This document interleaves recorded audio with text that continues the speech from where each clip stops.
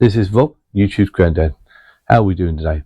Today we're going to talk about going on holiday and what prep work you need to do before you go. For me, I will speak of my experiences booking up and getting ready and to go to Thailand, as I am doing this year at Christmas. So let's start with number one, booking your flight.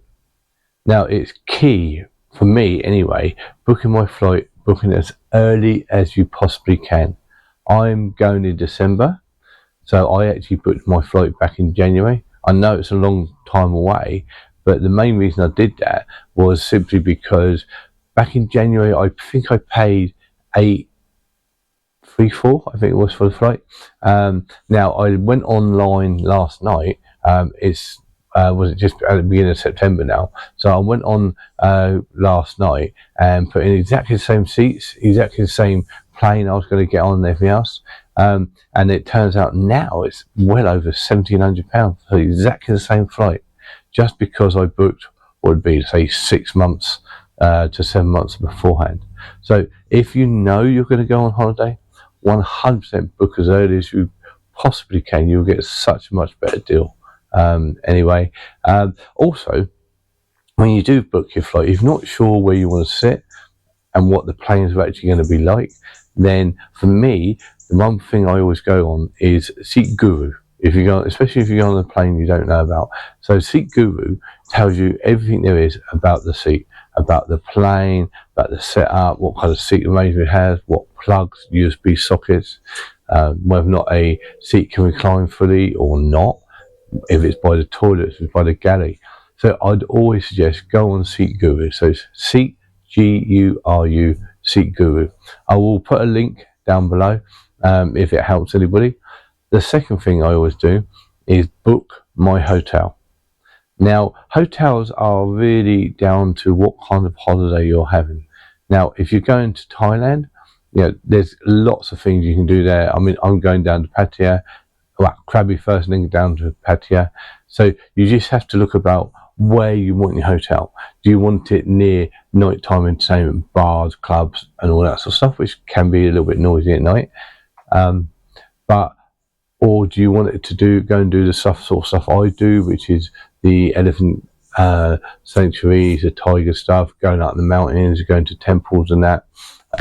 So it's really down to what you want and where you want it. What I would suggest is, now the best tool to actually find out about your hotel is YouTube. Don't necessarily go on the website of the hotel's reviews. Go and research yourself. That's the easiest way. Just put in the hotel, put in what's nearby or reviews of this hotel, and there'll be a multitude of videos online probably showing you about the hotel, what's around the area. I would severely suggest that. For instance, when I go to Pattaya, I always stay in the Eureka Lodge on Soy Diana. Now, the reason I stay there is because for me, it is such a central hotel to the whole city. It's absolutely great place.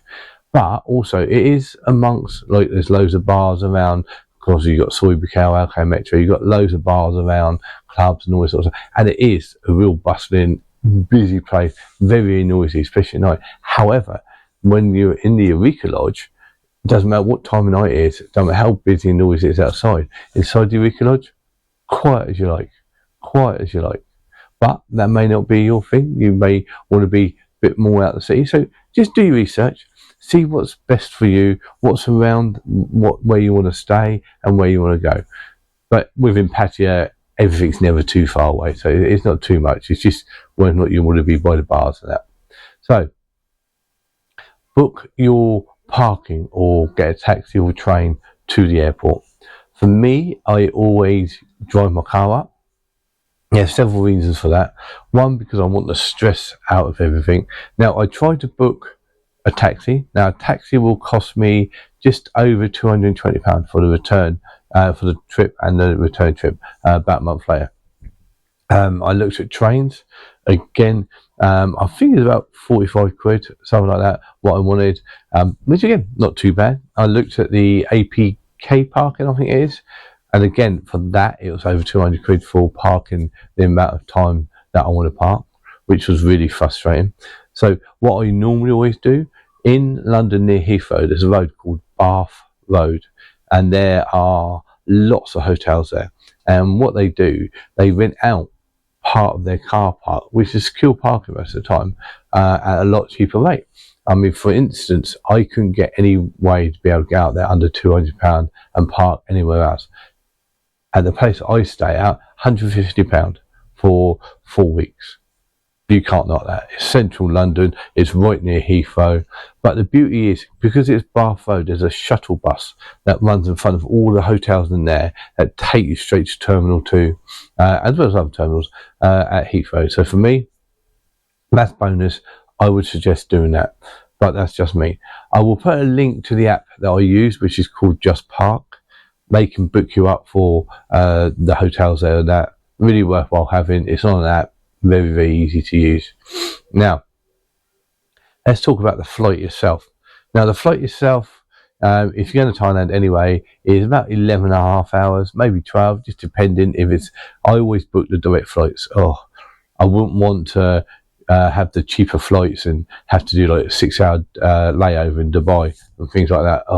That'd do my nutting. I would much prefer 11 and a half hours on the flight, straight there in Thailand, Bangkok airport. Happy days. So what you need to think about is your entertainment on flight. Now for me, I very rarely can sleep on a flight. So what I do, I download stuff off Netflix and also download stuff to my phone. I have games on them. I take a book maybe with me.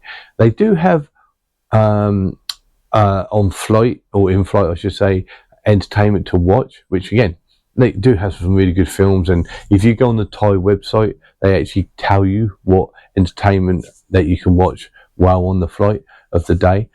But for me, I never sleep, so 11 and a half hours or 12 hours maybe of not being able to sleep before you get to Thailand, it's so much better to have stuff with you that can entertain you. If you can sleep on a flight, bonus. I've never been able to do that. So do what you need to do. But one little advice I'd give you, if you download off Netflix a few weeks before, double check just before your flight, so the night before, that they're still active. Because I did this. I downloaded about 3 weeks or 4 weeks before, thought happy days, downloaded loads onto my laptop, got on the plane, and I couldn't access it. Even though you can watch them offline, because they're only accessible, I think, for 2-3 weeks, and then you can't access them anymore. You have to re-download it. So that would be frustrating. So just a little helpful hint there for you. Now, flights, clothing. Now, for me, always wear baggy. Don't wear belts, don't wear jeans, especially on long haul flights. Just wear baggy clothes, whatever you find comfortable. Now, for me, I always take these throwaway slipper things. I think they're about £3-4 on Amazon. Tell you what, you get on the flight, take your shoes off, shove them on the thing, you put these slippers on, and you go to the toilet, walk around the flight, but they're so comfortable, lets your feet feel a lot more free, if that makes sense, especially if you're trying to sleep, things like that. Anything that makes you more comfortable is a bonus. So I'd also say I always take like a t-shirt like this, and I have like a hoodie on me. Now the reason I do that is because of layers. Now if for some reason you're on a flight and some reason it's a little bit cold, you can do it up. And also on Thai Airways, they give you a little blanket anyway, so you're fine. But if it gets a little hot, then you can literally just undo your hoodie and just have it open, or take it off. But it's a flexibility of it, rather than a big jumper or a jacket or something like that. So for me as well, when I go on the flights, I always go to, I think it's WH Smith's or something like that, within the airport once you've gone for security and everything else, and buy some snacks, especially boiled sweets. The reason I do this is simply because a couple of years ago, when I was going to Thailand, it started this descent, which, it takes a bit of time to descend. As soon as it started descending, my ears popped really badly, and it was quite painful.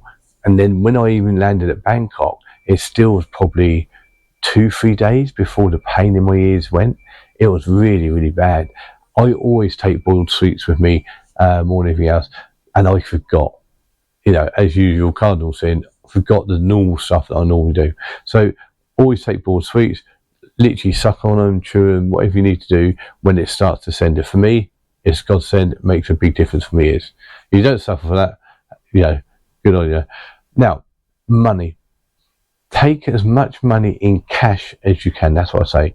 Especially for England, take £50 notes, because if you take £50 notes with you, you will get a much, much better rate in Thailand and the exchange booths. And I will do more on the exchange booths when I'm out in Thailand at Christmas. But take as much as you can. If you don't have any Thai baht with you, I would suggest maybe changing up a small amount in your own home country. In the UK, I exchange normally about 5,000 baht if I don't have any left over from my last holiday. It's just so that when you do land out there, you have money for like the SIM card. You have money for if you want a bit of food before you move on either to your next flight, or you have to wait for your transport or something like that. But if not anything else, it's also money that helps with your transport getting somewhere. So just take a little amount with you anyway, and then take as much cash as you can, but in the biggest denomination of your country that you can. You will get a much better rate in Thailand. Now, talking of money, when you get to the airport, at the Bangkok airport, go down to the bottom floor. You will find things like Super Rich and a couple others down there. You will get a really good rate down there, or much better rate than anywhere else. So go down there, exchange. You don't have to do all your money, but exchange, say, half your money or as much money as you want over, and you will get a good rate. Much, much more beneficial. If you do it on the floor where you just landed, you don't always get as good a rate. Literally, bottom of the airport, you won't go wrong. Now, when you get to the airport, Bangkok side, one of the things you need to do, obviously, majority of the time, unless you've got roaming, but I would always suggest buy a SIM card in Thailand. It's a huge, huge benefit for that. Now, with SIM cards, now I have a Samsung phone and I have dual SIM card slots so that you can put two in at a time. Not a problem at all. So all you do is hand your phone over, get the deal that you want. I'm going for a month, so that'll probably cost me about £20, but I will get like unlimited data and everything else, and it'll be 5G as well. And in Thailand, their internet and everything else runs really, really well.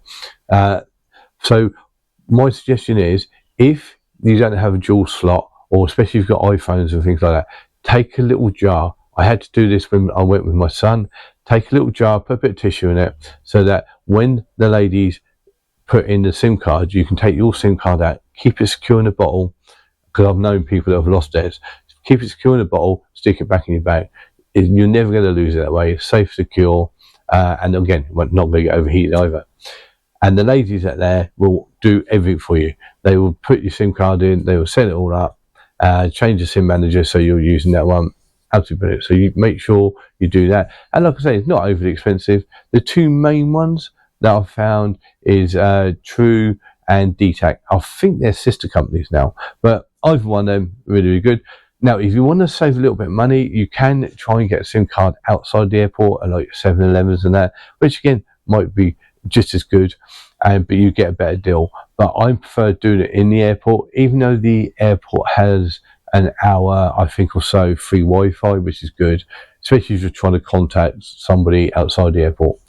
But for me, I always get them in the airport. I don't know why. I just like my phone set up. As soon as I leave the airport, I know I've got no issues or hassles.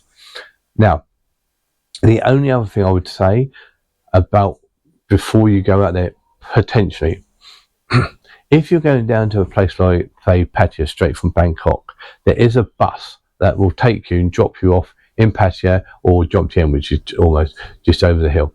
Now, what my suggestion is, depending when you land out there, look for the app to do this bus and book it the night before.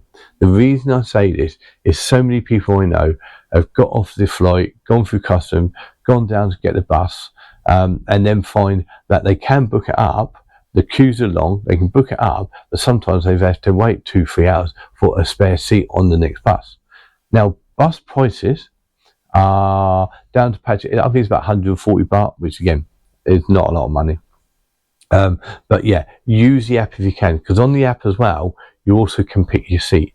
Whereas if you buy a ticket, you sit wherever you can get a seat, really, which not always ideal. So yeah, download the app, use the app, book it up. Or if you want to use a taxi, again, just go to the second floor. The taxis are all there. There's a card system. You pick the card up. You put in where you want to go. You pick the card up. It'll say a bay. You look where the bay is for where the taxis are. Walk over there, and then you just ask the price, and you can normally haggle a little bit. But a taxi down to Pattaya from the airport, generally 15 to 1800 baht, which, you know, it's not too bad, to be honest. If you've had a 12-hour flight, you just want to get to the hotel. Now, my suggestion is have a look at taxi places in Pattaya. Do your research. There's quite a few, and they generally will come to the airport, pick you up, take you back, and you can get it for about 1200 baht, something like that, which again, about 4, 5, maybe 600 baht less. But they will pick you up, take you straight back down to Pattaya. My suggestion is look at your transport for when you land and just decide what you want to do. Me personally, if I get off the plane and I've had a 12-hour flight and I want to get down to Pattaya, I will book a taxi, have one ready, waiting for me, and then just go straight down there. Mainly because I don't want to wait around when I've just had such a long flight. So hopefully some of these thoughts will help you. But what I would suggest is do your research on everything you want to do, especially going to Thailand. If you're questioning about where to stay and things like that, and you want some helpful hints, there are so many YouTubers, not just in Thailand, in Pattaya. There are so many. The more popular ones I would suggest, which do show you really around. They show you a lot of places to eat, good hotels and things like that. You've got Everything Pattaya. You've got NDTV, which is Nick Dean. He's got a few bars on Soy 7, but he does good videos as well. You've got Trevor, who does a Buzzing Lounge. His is Buzzing Pattaya. You've got you've got Peter, a Thailand bound. He's done quite a few on Bangkok as well as Thailand stuff, but he's done quite a few down in Pattaya as well. And who else have you got? Jeff Carter, an older guy like me, lives in the UK, but he goes to Thailand quite a bit, and he's done quite a few videos, especially on down at Krabi, which is where I'm going to go for a week before I go back to Pattaya. So maybe have a look at some of their videos, have a good look, and just see whatever ones. I will try and put their names, links, and that in the description below as well, so maybe you can link to their website. Honestly, research. YouTube is brilliant for being able to get all the details you want, but I would just suggest before you do any of the other stuff, get your flight booked. Once your flight is booked, then you're laughing. Then you have no issues, no problems. Then the rest you can do more research on, but get your flight booked. So sign up to the Thai Airways website, and then you get reward points as well. So when you fly, you get your points. So honestly, use some of this advice, and I hope it really, really helps you. So until next time, hopefully some of the videos I will be doing off this will be in Thailand, and then I'll be doing like some hotels reviews, all the elephant sanctuaries and things like that anyway. So until next time, be good, be safe. This is Rob, YouTube's granddad, signing off. Be happy.